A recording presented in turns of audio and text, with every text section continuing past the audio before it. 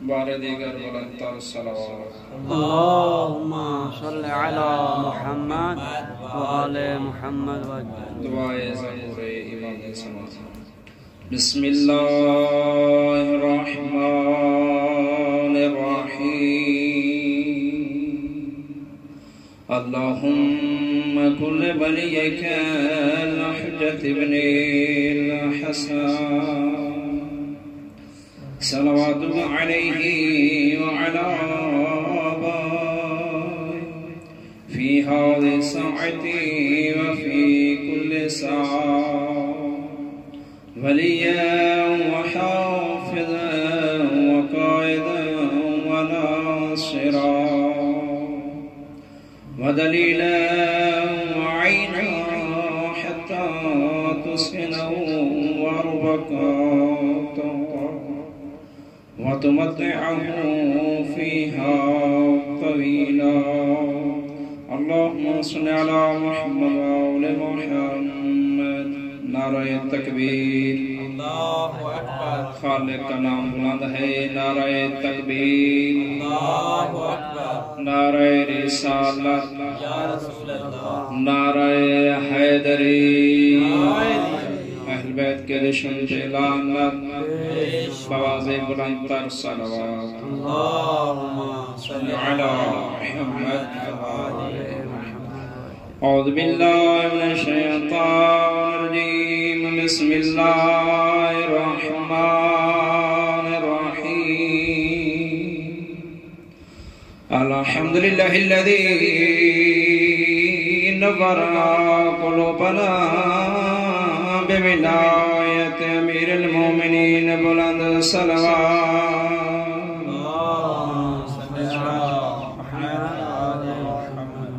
الحمدللہ الذی نور قلوبنا بمصائب الحسین الصلاة والسلام على اشرف الانبیاء والمرسلین الذی قیل فی شأنه وما ارسلناک الا رحمة للعالمین بلند صلوات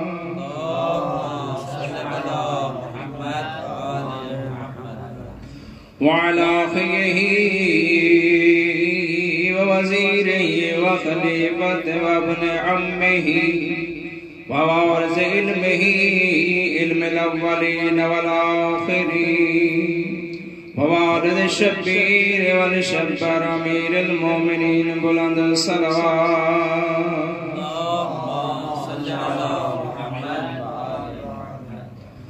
الصلاة والسلام على سيدتي الجليلة العابدة الزكية المرضية قالت عند قبر أبيها يا أبت إني سائلة قائمة باكية والطيبين الطاهرين المعصومين وقال مولانا زين العابدين عليه السلام يا أيها الناس أعطينا ست وفضلن بسبع صلوات اللهم صل على محمد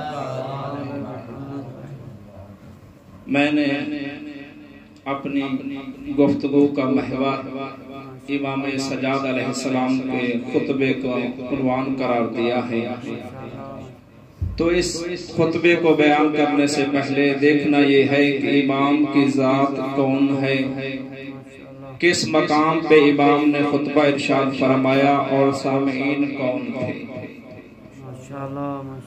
مولا حسین نے جس ہستی کا انتخاب کیا وہ آپ کے اور ہمارے چوتھے امام ہیں جن کو امام علیہ السلام نے اس لیے انتخاب کیا کہ میری شہادت کے بعد اگر میرے پیغام کو پہنچا سکتی ہے تو وہ یہی ہستی ہے تو امام ہیں کون یہ چوتھے امام جن کا لقب زین العابدین ہے عابدین کی زینت دوسرا لقب دیکھتے ہیں سید الساجدین انہی کا لقب ہے کہاں ملا لقب جہاں نبی جیسے اتنی عبادت کی، فرمایا یا ایھا المزمل قم الا قلیلا، اے میرے حبیب کم عبادت کیا کر، تیرے پاؤں پہ ورم آ جاتا ہے، مجھے اللہ سے برداشت نہیں ہوتا۔ لیکن ایسے نبی کو بھی اللہ نے زین العابدین کا لقب نہیں دیا۔ علی جیسا گزرا جو روزانہ 1000 رکعت نماز پڑھتے تھے، لیکن اللہ نے انہیں بھی لقب نہیں دیا۔ جنہیں لقب عطا ہوا ہے وہ ہمارے چوتھے امام ہیں۔ تو دوسری ہستی جو امام نے اپنے پیغام کے زندہ رہنے کے لیے انتخاب کیا وہ جناب زینب سلام اللہ علیہ، ان کا امام نے انتخاب کیا۔ یہ وہ ہستی ہیں جن کا معصوم بے احترام کیا کرتے تھے۔ بی بی کا بچپنا ہے، بی بی کی معرفت دیکھیں۔ بی بی نے سوال کیا بابا اتحبنی، بابا کیا تم مجھ سے محبت کرتا ہے؟ فرمایا ہاں بیٹی، ہر باپ بیٹی سے محبت کرتا ہے، میں علی بھی تم سے محبت کرتا ہوں۔ دوسرا سوال کیا، فرمایا اے بابا کیا آپ حسنین سے بھی محبت کرتے ہیں؟ فرمایا ہاں بیٹی، میں علی تیرے بھائیوں سے بھی محبت کرتا ہوں۔ پھر سوال پوچھا، کہا بابا یہ بتائیے آپ اللہ سے بھی محبت کرتے ہیں؟ تو مولا نے مسکرا کر جواب دیا، ہاں بیٹی میں اللہ سے بھی محبت کرتا ہوں۔ دیکھیے بی بی کی معرفت کیا ہے۔ بی بی نے عرض کیا بابا ایک دل میں دو محبتیں جمع کیسے ہو گئیں؟ ہماری بھی محبت ہے، اللہ کی محبت ہے۔ تو مولا نے خوبصورت ارشاد فرمایا، کہا بیٹی تم سے محبت اور تیرے بھائیوں سے محبت اللہ کے لیے کرتا ہوں۔ تو اول محبت خدا ہے، اس کے بعد اللہ کی وجہ سے مولا فرما رہے ہیں کہ محبت کی جاتی ہے۔ تو بی بی کا بچپنا ہے، احترام کتنا ہے۔ بی بی سوئی ہوئی ہے، سورج کی کرنیں پڑنے لگی تو ماں نے جب دیکھا بیٹی کو اٹھانا گوارا نہیں کیا، جگانا گوارا نہیں کیا، بی بی نے سایہ کیا ہوا تھا۔ اچانک سے مولا علی داخل ہوئے، فرمایا فاطمہ کیا کر رہی ہو؟ عرض کرتی ہے یا علی آپ کی بیٹی سو رہی ہے، میں نے جگانا گوارا نہیں کیا۔ فرمایا فاطمہ اب تیری منزلت اتنی ہے کہ اب تو اپنی ڈپٹی چھوڑ دے، اب میں علی چاہتا ہوں کہ میں بیٹی پہ سایہ کروں۔ تو یہ ہے بیٹی اتنی عظمت کی بالغ ہے کہ معصوم جس کو جگانا گوارا نہیں کرتے۔ اگر دیکھا جائے کہ معصوم جن کا احترام کرتے ہیں خواتین میں تو 3 ہستیاں ایسی ہیں جن کا معصوم احترام کرتے ہیں۔ پہلی ہستی جناب سیدہ فاطمہ ہے، جب آتی ہیں تو بابا مسند چھوڑ کر آگے چلتے ہیں۔ دوسری ہستی کا نام جناب زینب ہے، جب بھی بی بی آتی تو مولا حسین استقبال کے لیے کھڑے ہو جاتے ہیں۔ حتیٰ یہاں تک روایت ملتی ہے کہ مولا قرآن کی تلاوت فرما رہے ہیں اور بی بی جب داخل ہوتی ہے تو مولا حسین قرآن کو بند کر دیتے ہیں اور بہن کے استقبال کے لیے کھڑے ہو جاتے ہیں۔ تو ایسی بہن کو انتخاب کیا اپنے مقصد کو پہنچانے کے لیے۔ اتنی تھی کہ جب آخر میں وصیت فرمائی تو فرمایا اے میری بہن مجھے نماز شب میں نہ بھولنا۔ تو معلوم ہوا کتنی عظمت کی بالغ تھی جس کو وقت کا امام سفارش کے لیے کہہ رہا ہے۔ تو یہ 2 ہستیاں ایسی تھیں، اگر یہ نہ ہوتی تو کربلا کا نقشہ کچھ اور ہوتا۔ فرض کریں اگر یہ نہ جاتے، یہ ہستیاں قید نہ ہوتی تو یزید علی اعلان کہہ سکتا تھا نعوذ باللہ کہ میں نے مولا حسین کو شہید کروائی نہیں ہے، نہ میرے حکم سے یہ جنگ ہوئی۔ تو یہ ہستیاں ایسی تھی جو فاتح بنے۔ اب یہ قید ہو کر ہستیاں گئیں شام میں۔ اب شام کون سا علاقہ ہے، کب مسلمانوں نے فتح کیا، کن کن نے اس پہ حکومت کی، یہ سمجھنے کی ضرورت ہے تاکہ معلوم ہو جائے کہ مولا سجاد نے کس مقام پہ خطبہ دیا۔ اور طریقہ یہ تھا کہ بازاروں میں بی بی زینب سلام اللہ علیہ بولتی تھی، خطبے ارشاد فرمایا کرتی تھی، دربار میں بولنا ہو تو بی بی زینب بولا کرتی تھی، بہت کم مولا سجاد نے بولا ہے۔ لیکن یہ ایک ایسا خطبہ ہے جو یزید کا دربار نہیں ہے بلکہ دمشق کی جامع مسجد میں مولا نے یہ خطبہ ارشاد فرمایا۔ شام کیسے فتح ہوئی؟ شام خلیفہ اول کے مرنے سے 4 دن پہلے فوجیوں نے محاصرہ کیا. خالد بن ولید کمانڈر تھا. اس کی محاصرے میں فوج وہاں چھاؤنی بنی, وہاں فوج رہنے لگی. خلیفہ دوم کے دور میں 14 ہجری میں رجب کے مہینے میں شام فتح ہوئی. قانون یہ ہوتا تھا کہ جو بادشاہ بنتا, خلیفہ وقت بنتا تھا, وہی گورنر چنا کرتا تھا. اب شام فتح ہوئی, خلیفہ ثانی کا دور ہے. اس نے حاکم تھا تو گورنر چننا تھا. اس نے ابو سفیان کے بیٹے یزید کا انتخاب کیا. ابو سفیان کا ایک پوتا بھی یزید ہے, ایک بیٹا بھی یزید ہے. تو اس نے یزید کا انتخاب کیا. 4 سال تک وہ گورنر رہا. اس کے بعد اسے طاعون کی بیماری لگی اور وہ مر گیا.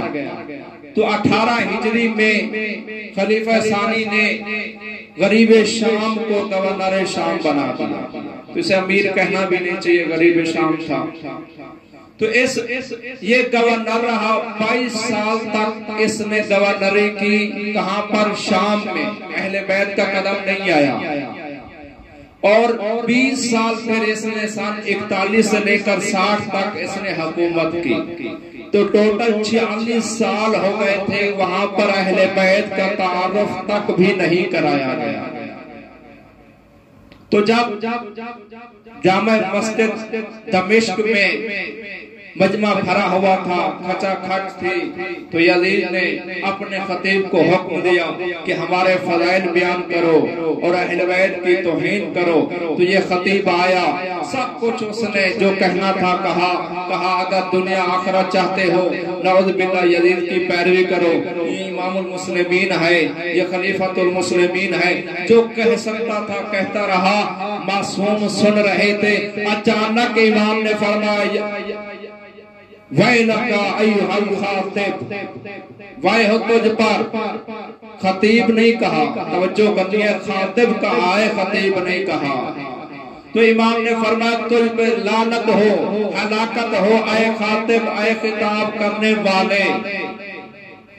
اب امام کی زبان میں اتنا تاثیر تھی, یزید تک بھی نہیں بول سکا کس کو کہہ رہا تھا. امام کس کو کہہ رہے تھے؟ وقت کے حاکم کے خطیب کو. اور سب پورا مجمع بھی دشمن ہے, لیکن تاریخ کہتے سناٹا چھا گیا. یزید نے بولنے کی طاقت نہ رہی. سب مولا کی طرف متوجہ ہو گئے کہ یہ ہاں. جب مولا کو دربار میں لایا گیا, تاریخ اس میں خاموش آیا کہ مولا قید میں تھے, زنجیر و توق میں آئے تھے یا ایسے. تاریخ اس پہ خاموش ہے.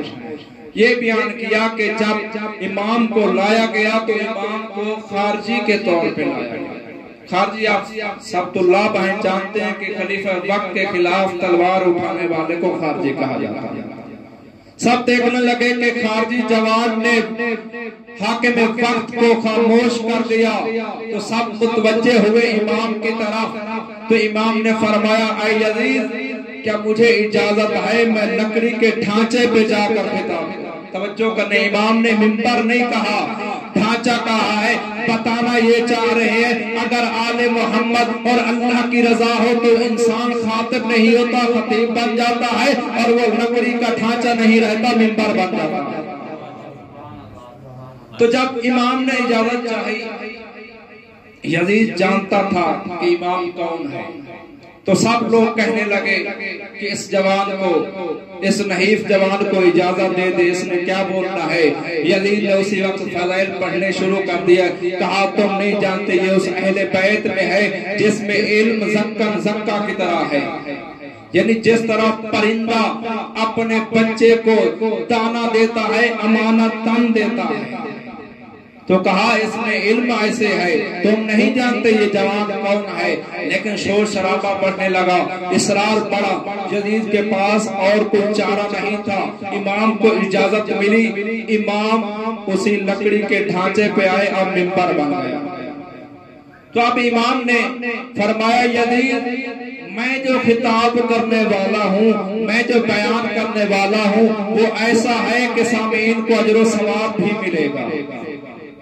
اب سب متوجہ ہو گئے تو امام نے فرمایا ایھا الناس اعطینا ستا وفضلنا بسبع، اے لوگو دیکھو ہمیں اللہ نے 6 چیزیں عطا کی اور 7 فضیلتیں عطا کی۔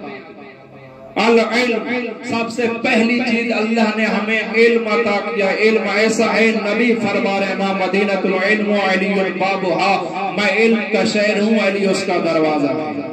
فرمائے علم اللہ نے ہمیں دیا ہے، اگر فضیلت جاننی ہے کہ فاضل کون ہے مفضول کون ہے تو پہلا معیار اس کا علم۔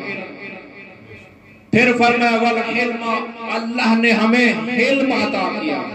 تو اگر رہبر بننا چاہتے ہیں، اگر قوم کی رہبریت کرنا چاہتے ہیں تو اس میں یہ صفت ہے کہ اسے علم والا ہونا چاہیے، حلیم ہونا چاہیے۔ فرمایا اگر علم دیکھنا ہے تو وہ ہم میں اللہ نے عطا کیا ہے۔ پھر فرمایا والسماحت، اگر سخاوت دیکھنی ہے، کرامت دیکھنی ہے، کریم دیکھنا ہے تو اللہ نے ہمیں عطا کیا ہے۔ اتنے کریم خود امام اتنے ہیں، روایت میں ہے جب امام کی شہادت ہوتی ہے تو 5 امام جب غسل دے رہے ہیں تو امام کے کاندھوں پہ نشان نظر آتے ہیں۔ تو جب پوچھا گیا کہ مولا یہ کون سے نشان ہیں تو مولا نے فرمایا میرے باپا رات کی تاریکی میں غریبوں کو راشن تقسیم کیا کرتے تھے۔ فرمایا والفصاحت، اللہ نے ہمیں فصاحت عطا کی ہے۔ فصاحت دیکھنی ہے، صحیفہ سجادیہ موجود ہے، نہج البلاغہ موجود ہے۔ پھر فرمایا والشجاعت، اللہ نے ہمیں شجاعت عطا کی ہے۔ تلوار دیکھنی ہے تو علی کی دیکھو، زبان دیکھنی ہے تو سجاد کی دیکھو، جس نے بغیر تلوار کے شام کو فتح کر کے دکھایا۔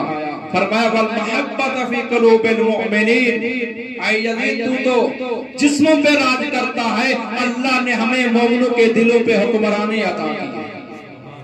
اب امام نے فرمایا وفضلنا بسبع، اللہ نے ہمیں 7 فضیلتیں عطا کی۔ فخر کر رہے ہیں امام من النبی المختار، اے لوگو اگر احمد مختار ہے تو وہ ہم میں سے ہے۔ منا تیار، اگر کسی کو جنگ کے بعد جسے جعفر تیار کہا گیا وہ ہم میں سے ہے۔ منا اسد اللہ و اسد رسول، اگر دیکھنا ہے کہ اللہ کا اسد کون ہے، شیر کون ہے تو وہ ہم میں سے حیدر کرار ہے۔ پھر فرمایا منا صدیق اکبر، ہم میں سے صدیق ہے۔ ہاں یہاں ایک جملہ کہنا چاہتا ہوں، میں نے پڑھا نہیں لیکن مولانا سے سنا ہے، اس نے کہا صدیق کسے کہتے ہیں کہ جب یوسف کو اس کے بھائیوں نے توجہ کرنی ہے کنویں میں ڈالنے لگے تو کنواں ایسا تھا اس میں پانی کم تھا، حشرات الارض زیادہ تھے، تو جب سب آگے بڑھے کہ انسان آیا ہے اسے کھانا چاہیے تو سانپ آگے بڑھا، اس نے کہا اسے نہیں کھانا یہ صدیق ہے۔ توجہ کرنی ہے، سانپ کہہ رہا ہے اسے نہیں ڈسنا یہ صدیق ہے، کہنا پڑے گا ماننا پڑے گا، غار میں یہ صدیق نہیں تھا، صدیق تھا تو سانپ نہیں تھا۔ تو اب امام فرما رہا ہے منا صدیق، صدیق ہم میں سے ہے۔ اگر آپ 28 نمبر مکتوب کو دیکھیں جب معاویہ نے صلح کرنا چاہیے کہا علی آپ میں اور ہم میں کوئی اتنا فرق نہیں ہے، آپ کا اور ہمارا خاندان ایک جیسا، تو امام جلال میں تھے، لکھا کہا معاویہ تو ہم سے مناسبت چاہتا ہے، کہتا ایک جیسے، ہم ایک جیسے نہیں ہیں، ہم میں اسد اللہ ہے، تم میں قسم جھوٹے کھانے والا شیر ہے، ہم میں اللہ کا شیر ہے۔ پھر فرمایا نبی ہم میں سے ہے، نبی کو جھٹلانے والا تم میں سے ہے، اور اگر دیکھنا ہے تو میری زوجہ سید العالمین ہے، حمالۃ الحطب تمہاری پھپھی ہے۔ پھر فرمایا ہمارے بچے جوان جنت کے سردار ہیں، سبیکم من النار تمہارے جہنمی بچے ہیں، اب تو کہتا ہے ہم ایک جیسے ہیں۔ تو اب امام بھی یہی کہہ رہے ہیں من صدیق، صدیق ہم میں سے ہے۔ پھر فرمایا من المہدی کہ آخر زمان میں آنے والا مہدی بھی ہم میں سے ہے۔ کہاں ہے؟ شام کا 46 سال جہاں پر دشمن نے کوشش کی کہ اہل بیت پہ تبرہ کر کر کے بیان کیا جائے، امام نے اپنی فصاحت سے کیسے بیان کر دیا۔ پھر فرمایا جو جانتے ہیں وہ تو جانتے ہیں، لیکن میں اپنا تعارف کروانا چاہتا ہوں میں کون ہوں۔ انا ابن مکہ و منا، انا ابن زمزم و صفا، انا ابن ہل والمروہ۔ فرمایا میں منا کا بیٹا ہوں، میں مکہ کا بیٹا ہوں، میں ہل کا بیٹا ہوں، میں حرم کا بیٹا ہوں۔ امام فرماتے آ رہے، کہا میں اس کا بیٹا ہوں جسے معراج پہ براق پہ لے جایا گیا، میں اس کا بیٹا ہوں۔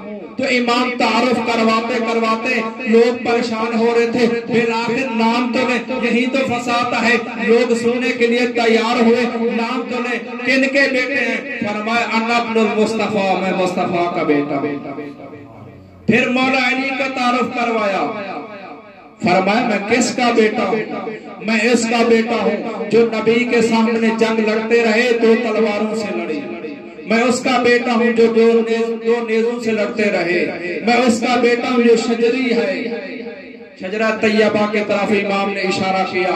امام بیان کرتے آ رہے ہیں، لوگ پریشان ہیں، آخر بتائیں تو صحیح کن کے بیٹے ہیں؟ فرمایا انا ابن علی ابن ابی طالب، میں علی ابن ابی طالب کا بیٹا۔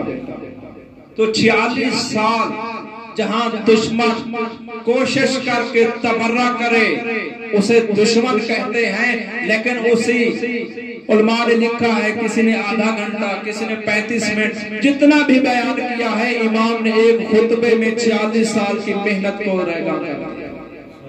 تو یہ تھی امام کی فصاحت، امام نے اتنی بیان کیا۔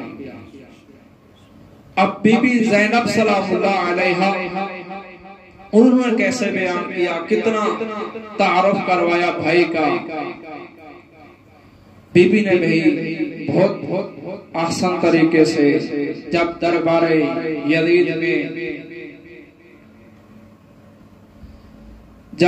یزید میں بیویوں کو بلایا گیا تو بی بی زینب نے اس طرح خطبہ ارشاد فرمایا، سننے والا نبینا صحابی کہتا ہے کہ علی کا کوئی کون سا بیٹا ہے؟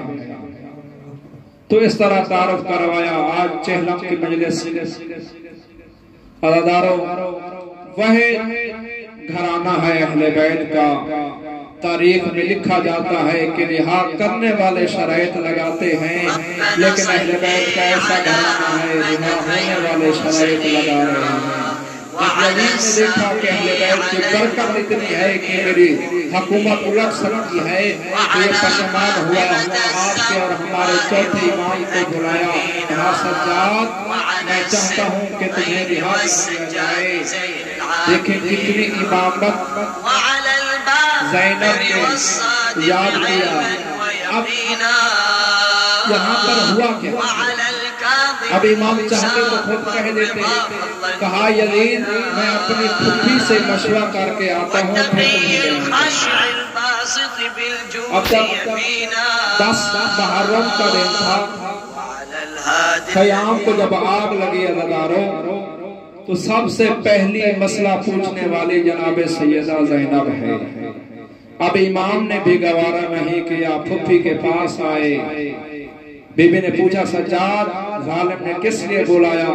فرماتے پھپھی جان یزید کہتا ہے کہ اب تمہاری قیدیں رہا ہیں۔ تو بی بی نے شرط لگائی، پہلی شرط لگائی کہ میں نے اپنے بھائی کو رو نہیں سکی، ظالم کو کہہ دے کہ شام میں مکان خالی کرائے، میں قاتل کے گھر میں حسین کی مجلس برپا کرنا چاہتی ہوں۔ دوسری شرط فرمایا ہمارے شہداء کے سر دے دے۔ تیسری شرط فرمایا بشیر بن جزلم کو کہے سربا ہمارے ساتھ جائے۔ ہزاروں شرطیں قبول ہوئی۔ بی بی نے قاتل کے گھر میں پہلی مجلس حسین برپا کی۔ بی بیاں جمع ہوئی، ایک بی بی بیان کرتی، دوسری کو پرسہ دیتی۔ تاریخ کہتی ہے مولا سجاد کو بلایا گیا، بی بی فرماتے سجاد سب سے وارث تو زیادہ، ہم سب تمہیں پرسہ دے۔ کربلا سے کوفہ، کوفہ سے شام، آج تک کسی نے تمہیں پرسہ نہیں دیا۔ عزاداروں قافلہ رہا ہوا، منزل کی طرف آگے بڑھے، دو راستے ایسے آئے، ایک مدینہ کی طرف جاتا ہے، ایک کربلا کی طرف۔ مدینہ کا راستہ کم تھا، کربلا کی طرف سفر زیادہ تھا۔ جب آپ اور میں کسی کو ملنے جاتے ہیں خوشی ہوتی ہے، لیکن بی بی جب فرمایا سجاد میں نے بھائی کو 3 دن کا پیاسا چھوڑ کر آئی تھی، بیار و کفن مددگار چھوڑ کر آئی تھی، دیکھو تو صحیح بھائی کی کیسی حالت ہے۔ 20 سفر کو عزادارو قافلہ کربلا پہنچا، اس سے پہلے ایک قافلہ پہنچا، وہ بھی 20 سفر کو پہنچا۔ جابر کا قافلہ پہنچا، جابر آئے، غسل کیا، مولا حسین کی قبر پہ آئے، جب سلام کیا یا حسین یا حسین یا حسین، اگر 3 مرتبہ جابر نے سلام کیا، مولا کا جواب نہیں آیا، فرمایا حبیب اللہ یجیب حبیبا، حسین کہ حبیب کو دوست جواب نہیں دیتا، یہی بیان کر رہے تھے، یا اچانک نظر پڑی کہ شام سے کوئی قافلہ آ رہا ہے۔ عطیہ کو کہتے ہیں، جابر کہتے ہیں عطیہ جا کر دیکھ، اگر وہاں 7 کے سپاہی ہیں تو ہم امان میں چلے جائیں، اگر کوئی پرسہ دینے والا ہے تو ہم اکٹھے مل کر پرسہ دیتے ہیں۔ ہر کوئی عام قافلہ نہیں تھا، اہل بیت کا لوٹا ہوا قافلہ سرزمین کربلا پہ پہنچا۔ یہ پہلا وقت تھا کسی نے امام وقت کی عزت کی، جب دیکھا عطیہ دوڑتے ہوئے آیا، کہتا جابر یہ کوئی عام نہیں ہے، ہمارے چوتھے امام کا لوٹا ہوا قافلہ ہے۔ اللہ تعالیٰ جابر دوڑ کر آگے بڑھا، امام کا استقبال کیا۔ پہلا وقت تھا کہ امام کو کسی نے امامت کی جگہ سے دیکھا۔ جب امام ملے جابر کو، جب اپنا ملتا ہے تو بتایا جاتا ہے کیسے، وہ فرمایا ہاں ہونا قتلت رجالنا وذبحت اطفالنا، جابر دیکھ یہی وہ جگہ تھی جہاں میرا چچا پاس مارا گیا، جہاں پر میرے قاسم کو مارا گیا، میرے اکبر کی بلغ برچی لگی، فرمایا وذبحت اطفالنا، جابر دیکھ یہ وہی جگہ ہے جہاں ہمارے بچوں کو مارا گیا، وَسَبِيَتْ زَبَاؤُنَا ہمیں قیدی بنایا گیا، وَحُرِقَتْ خَيَامُنَا، جابر یہ وہی مقام ہے جہاں ہمارے خیام کو آگ لگی۔ حضرت پرسہ دینے کے بعد مولا سجاد واپس آئے، پھپھی اماں آپ نے کون سی قبر پہ سب سے پہلے جانا ہے؟ عورت کی کچھ ایسی حالتیں ہوتی ہیں جب وہ ماں بن جاتی ہے تو پھر سب راستے بھول جاتی ہے، لیکن بی بی کتنا عظیم صبر کی مالک ہے، فرمایا سجاد میں نے مولا حسین کی قبر پہ جانا ہے۔ عزاداروں کو ایسے استقبال کیا، جب کسی کی پلائی کم ہو جائے، قرآن کی تلاوت کرنا چاہے عزاداروں تو یا قرآن کو بلند کرتا ہے یا خود جھک جاتا ہے۔ بی بی سیدہ زینب اتنی جھکی بھائی کی قبر پہ لپٹ گئی، جب بی بی لپٹے تو دیکھا کیا لکھا ہوا تھا، آغا قمر حسین الذی قتلت جانب، یہ مولا نے ہمارے لیے تعارف چھوڑا، جب بی بی نے یہ پڑھا یہ حسین کی قبر ہے جن کو پیاسا مارا گیا۔ عزادارو بی بی غج کر گئی، مولا نے سجا 3 دم تک یہ قافلہ رکا رہا، پرسہ دیتے رہے۔ آپ اور میں جب کربلا سے واپس آتے ہیں تو ہمارا دل نہیں کرتا، اللہ جانتا ہے کتنی مشکل زہرا کی بیٹیوں نے بھائیوں کو الوداع کیا۔ عزادارو یہ چلتا ہوا قافلہ مدینہ کی سرزمین پہ پہنچا، مولا نے جب پھپھیوں کی حالت دیکھی، فرماتے ہو سکتا ہے کہ میری پھپھی مر جائے۔ بشیر کو کہتے جا ندا دے کے سردار اٹھڑ کے واپس آ گئے۔ عزادارو جب بشیر نے ندا دیا، مدینہ کے لوگوں مدینہ کے سردار واپس آ گئے۔ بشیر کہتے مرد دوڑے، مستور دوڑے، بچے دوڑے، سب آئے پرسہ دینے کے لیے۔ پرسہ ہوتا رہا 8 ربیع الاول کو، مولا نے اجازت دی، مدینہ رسول قبر رسول پہ بیویاں آئیں، جب کوئی مسافر آتا ہے تو سواب لے کر آتا ہے، بیوی آگے بڑھی فرماتی ہے نانا میں کوئی تیرے لیے سامان لے آئی ہوں۔ عزادارو بیوی آگے بڑھی، بیوی نے فرمایا نانا تم پر ملائکہ سلام پڑھتے ہیں، لیکن تیرا حسین تھا بے کفن تھا۔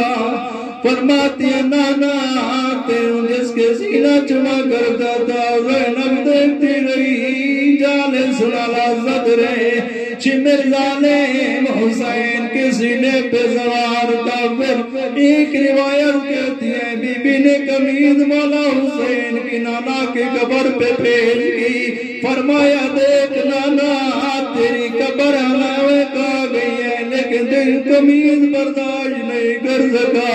میں زینب دیکھتی رہی کہتی رہی اما فیکم مسلم کیا تم میں مسلمان کوئی نہیں ہے. یہ فاطمہ کا بیٹا مارا جا رہا ہے. ہر بی بی نے بیان کیے. بی بی ام کلثوم آگے بڑھی کہتی ہے نانا مجھے اور کوئی دکھ نہیں ہے صرف ایک دکھ ہے. کون سا؟ بی بی نے بیان کیا. فرماتی ہے نانا تیرے آزاد کردہ غلاموں کی اولاد محلات میں رہتی تھی. ہم تو جیسے نبی کی بیٹیاں تھی کبھی کس دربار کبھی کس بازار. اب آگے بڑی بی بی زینب کہتی ہے مولا سجاد کو کہتی ہے بیٹا میں نے ماں کی قبر پہ جانا. عزادار ماں کی قبر پہ آئی. اب کچھ ایسے ہوتے ہیں حالات جو ماں کے علاوہ کسی کو بیان نہیں کیا جاتا. بی بی آگے بڑی ماں کی قبر پہ آئی. کہتی ہے اماں آپ کے سر پہ چادر موجود تھی لیکن میرے سر میں چادر موجود نہیں تھی. اماں آپ کو اپنے شہر میں مارا گیا. دیکھ بیٹی کی کمر زخمی ہے. کبھی کوفہ میں کبھی شام. عزادار پھر بی بی نے وہی قمیض مولا حسین کی ماں کی قبر پہ رکھی. روایت کہتی ہے ماں کے ہاتھ راز ہوئے. بی بی نے وہ قمیض لی. اس لیے بی بی معاشر میں کہے گی مولا اے اللہ بتا میرے حسین کا کون سا قصور.